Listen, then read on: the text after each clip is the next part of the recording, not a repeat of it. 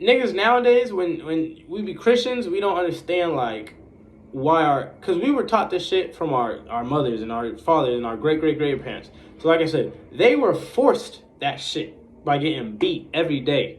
We chose that shit because we're naive. We don't know no better. So I'm gonna go ahead and educate y'all. I'm gonna start talking about the slave trade and just how brutal that shit was. Because a lot of niggas want to just overlook that shit and be like, oh, well, I guess it had to happen because, black people were primitive and, we were tribalistic and monkey-ish because, that's what the niggas teach us. So we overlook all that and we justify, well, I guess it had to happen. So I'm going to just let y'all niggas know how brutal this shit was.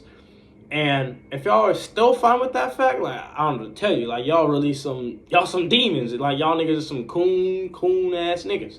So let's read it. It says, the Arab Muslim slave trade lifting the taboo.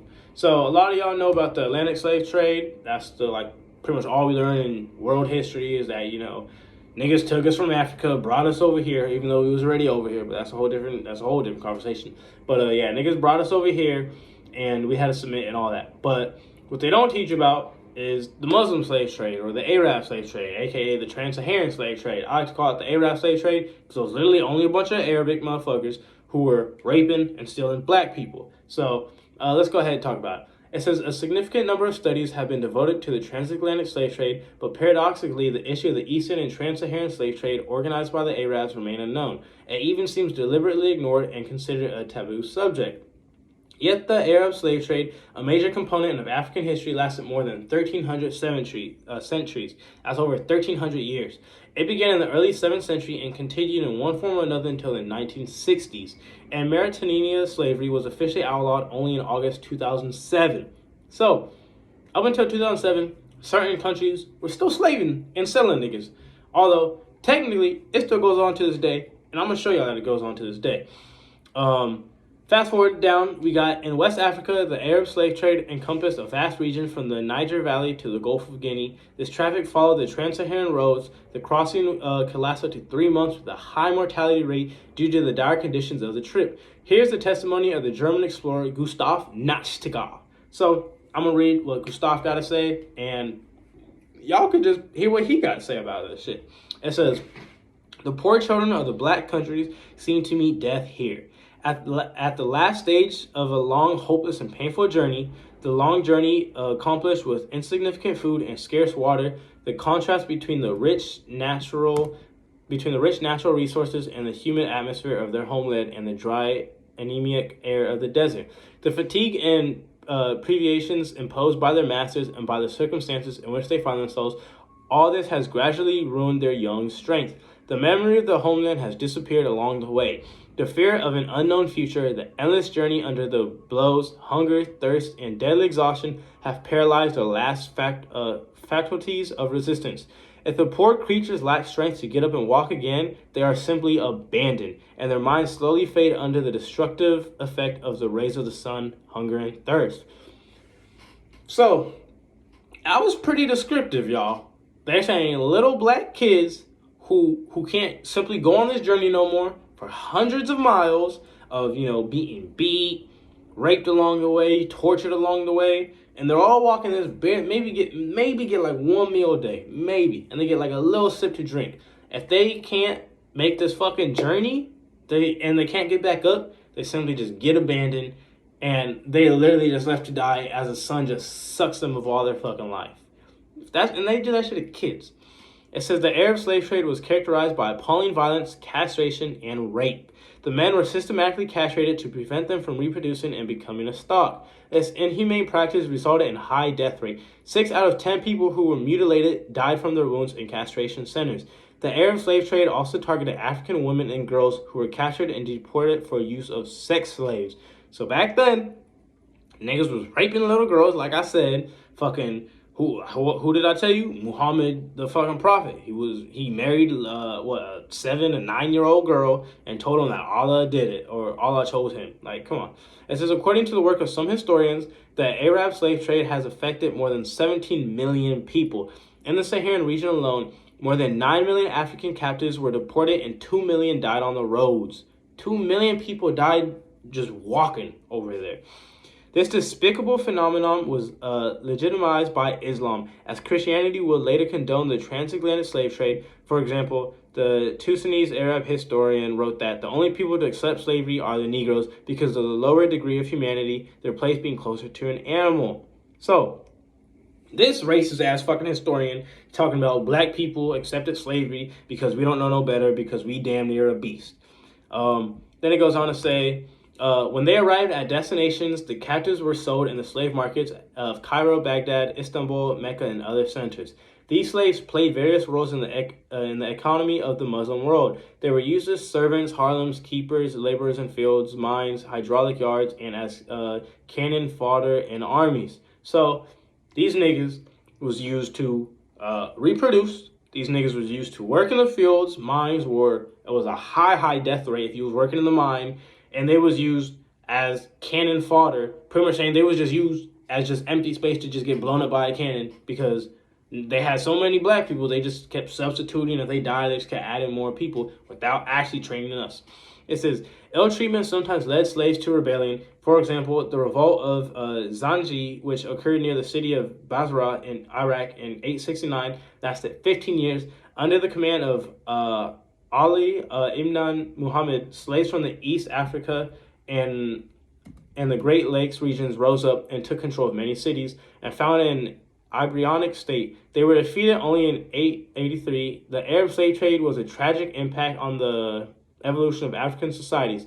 Some areas were completely devastated and depopulated. Welsh explorer Henry Morton Stanley was a horrified witness of this traffic. He wrote that after the depredations of the Arab traffickers, the black blood flows toward the north, the equator smells corpses. So he's saying that so many people died that the oceans were filled with blood that you can literally smell the fucking ocean. Like if you was at the equator, all you smelled was just blood and just death. It says the Arab slave trade also promoted the development of racist and existentialist theories that view blacks as inferior by nature. In many Arab countries, this racism still exists. For example, the same words are used to describe Africans, blacks, and slaves. The United Nations has made March 23rd the International Day of Remembrance of Victims of Slavery and Transatlantic Slave Trade.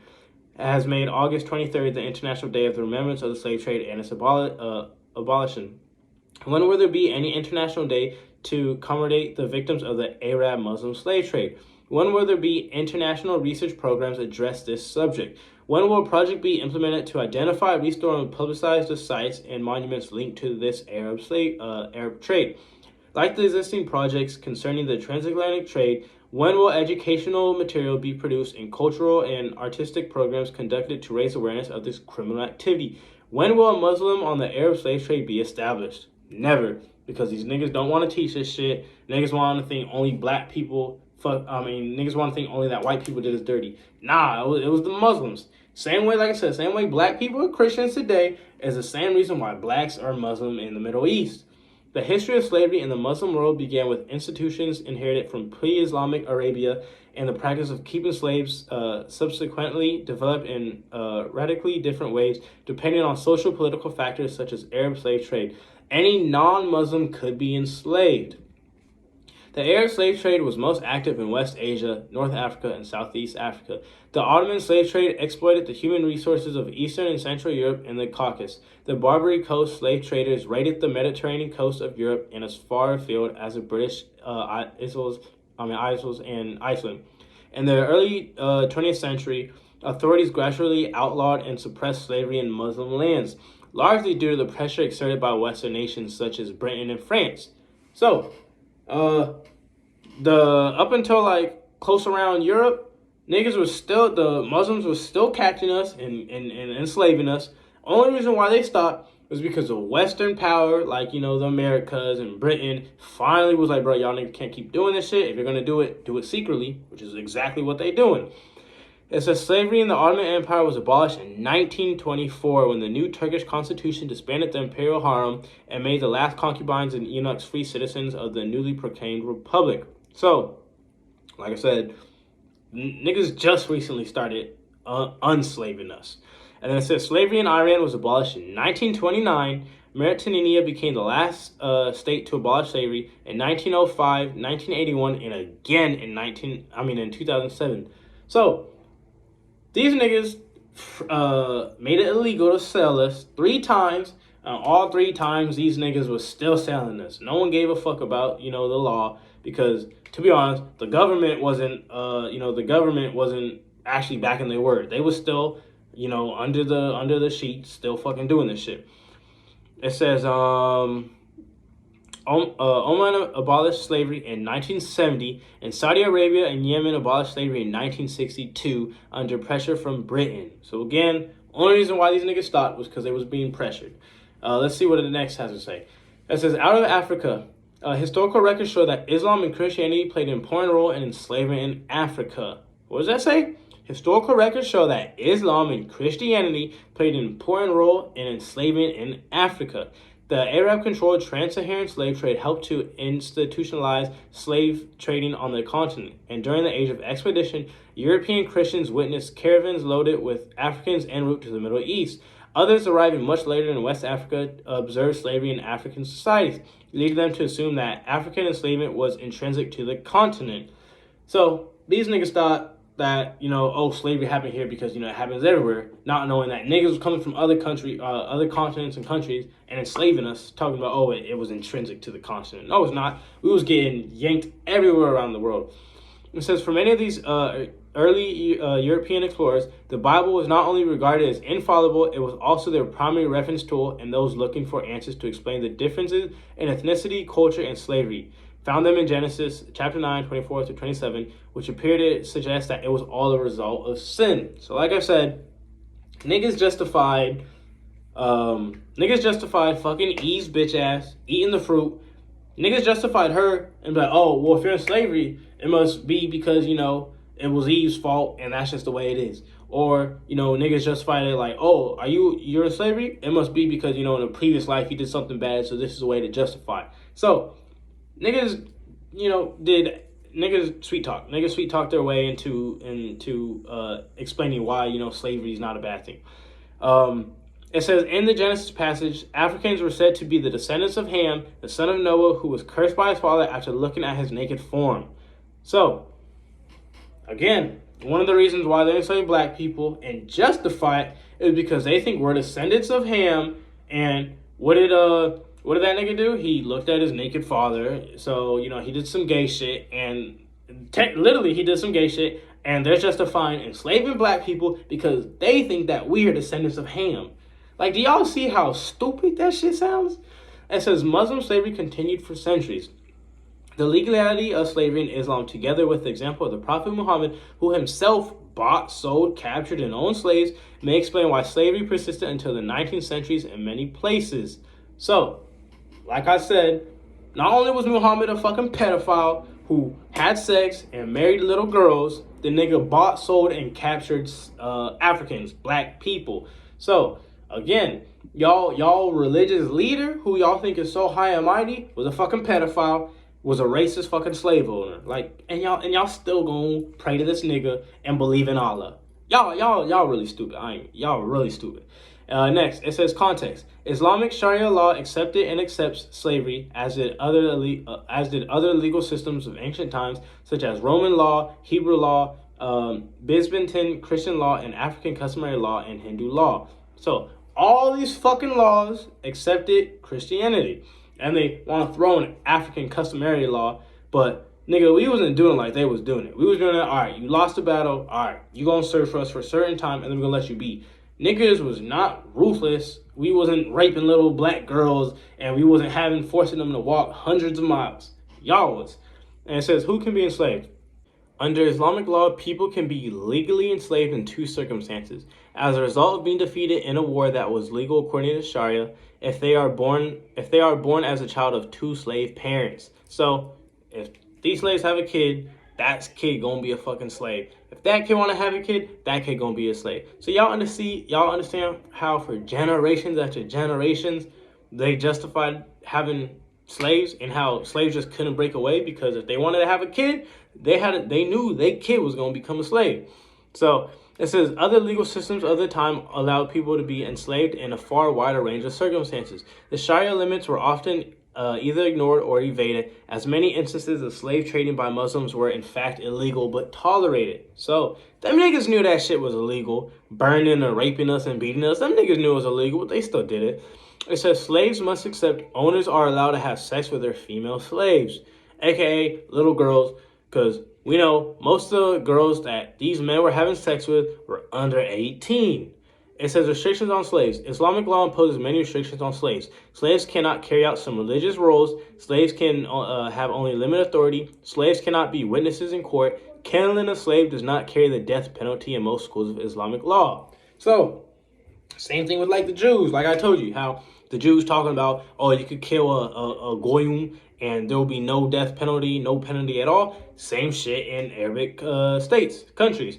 It says killing a slave does not carry the death penalty in most schools of Islamic law. So these niggas was killing us left and right because they knew they could get away with it. And then it says Muslims and the abolition of slavery. Slavery made it part of the fabric of Islam for over 1,200 years. Nope, but it's over 1,600 years and still to this day. I don't know what they're talking about 1,200 for. But it says slavery remained part of the fabric of Islam for over 1,200 years. Although the Druze, a group that sprung from Muslim roots, abolished it in the 11th century. While slavery was in theory greatly limited by Islamic law, in practice it persisted on a large scale in Muslim lands. The sale of African slaves can be traced back to antiquity. It became popular in the 7th century when Islam was gaining strength in North Africa. This was 7 centuries before Europeans explored the continent and 10 centuries before West Africans were sold across Atlantic to America. So y'all see, way before the white man got here and started enslaving us, we had y'all bitch ass niggas, Middle Eastern, Muslim motherfuckers enslaving us for thousands of years. And like I said, it's still going on to this day. And I'm going to show y'all it's still going on. Just wait. It says, only estimates, some of which vary widely, exist as to how many Africans were sold from East to North Africa. This is also due to the fact that many of the slaves perished. Scientific research concludes that about 3 out of 4 slaves died before they reached the market where they were to be sold. The causes were hunger, illness, or exhaustion after long journeys. So 3 out of 4. 75% of slaves that got to the market was dead, which means the slaves that actually got transported, out of those millions, it was 3 times more that had to fucking make it. But yeah, and then like the story how it talks about the girl or of the German explorer, how he talks about the story of the kids who were just left to die. That shit happened on a grand scale, on a millions of scale. And it says author Ndiaye estimates that 17 million East Africans were sold into slavery. Most people still have the so-called Transatlantic Slave Trade by Europeans into the New World in mind, but in reality, the Arab Muslim slavery was much greater. 8 million Africans were brought from East Africa via the Trans-Saharan route to Morocco or Egypt. A further 9 million were deported to regions on the Red Sea or the Indian Ocean. So, again, if 8 million slaves were en route, that means 6 million of them died along the way. So, just to get the 9 million that were deported, you probably needed like 27 million slaves to make it. So, this just goes to show, like, y'all really be thinking, or they be teaching us in school that only like 15 million people were, died or affected the whole route. That's false. Because if 9 million niggas were needed to make it, like I said, like 20-some million had died along the way.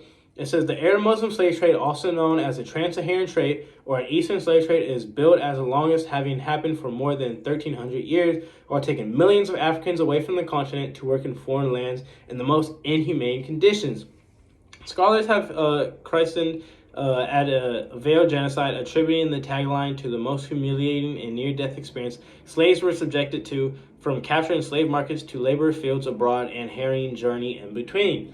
It says, on the other hand, the Trans-Saharan caravan concentrated on the West African region, straddling the Niger Valley to the Gulf of Guinea, along the Trans-Saharan roads to the slave markets in Maghreb and the Nile Basin. The voyage that world take up to 3 months involved inhumane conditions that saw slaves die along the way due to disease, hunger, and thirst. An estimated 50% of all slaves in this trade would die in transit. So this is another point of view, another researcher saying at least 50% of slaves died along the whole route on the way to the Americas, on the way to the Middle East, on the way over to the, 50% died overall minimum.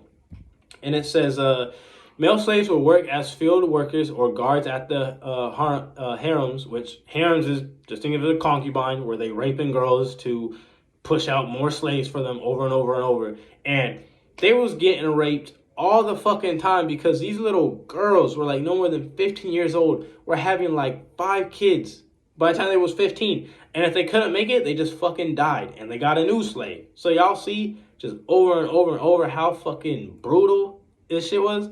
It says to ensure that they never reproduce in case they got intimate with their fellow female slaves, the men and boys were castrated and made eunuchs in brutal operations where a majority would lose their lives in the process. The practice of castration on black male slaves in the most inhumane manner altered an entire generation as these men could not reproduce. The Arab masters seared children with the black female slaves. This devastation by the men saw those who survived committing suicide. This development explains the modern black Arabs who are still trapped by history, said Liberty, a lecturer at the University of Nairobi Institute of Diplomacy and International Studies. So, I think it was like a good 60% of the men who did get castrated. Well, it wasn't even men because it was mainly boys because the men wouldn't survive, so next they would castrate the boys. So I think it was estimated that 60% of boys that got castrated died. So again, that's millions of boys, at least hundreds of thousands of boys dying because they fucking balls getting chopped off in the most brutalest of ways. There wasn't no anesthesia back then. There wasn't, no patching that shit up. They would cut off your dick and your balls, or mainly your balls, and you would just fucking bleed. And if you eventually stopped bleeding, your ass would live. If you didn't, you would just bleed out and die on the spot. So y'all see how brutal this shit was? And it says, even as Europe, one of the key players in the African slave trade, abolished the practice hundreds of years ago, and the United States officially ended it in 1865, which ain't that long ago, Arab countries continued the trade with the majority ending it late in the 20th century. And Malawi, slavery was officially criminalized in 2007, with mentions of some Arab countries currently being involved, albeit clandestinely. Fuck you say that. It says, even as the rest of the world realized the harm slavery did to an entire continent, made a declaration to abolish it, the Arabs protested it, and it took a lot of international trade and revolt by the slaves for them to end it. But it is the degree and intensity with which it altered the entire social, reproductive, and economic life of black people that made it more brutal and painful than the transatlantic slave trade. So this shit was, like I said, way more fucking brutal than the transatlantic slave trade. And these bitch-ass Arabic men were still protesting that shit to the 20th century. These niggas were still protesting this shit.